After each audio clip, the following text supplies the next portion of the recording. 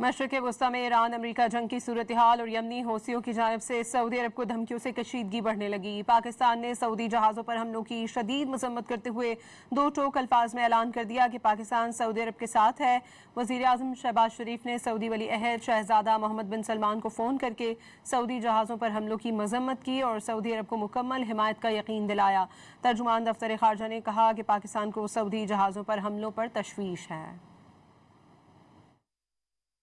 मशरक़ वस्ता में ईरान अमरीका जंग की सूरत हाल और यमनी हौसियों की जानिब से सऊदी अरब को धमकियों से कशीदगी बढ़ने लगी। पाकिस्तान ने सऊदी जहाज़ों पर हमलों की शदीद मजम्मत करते हुए दो टोक अल्फाज में ऐलान कर दिया कि पाकिस्तान सऊदी अरब के साथ है।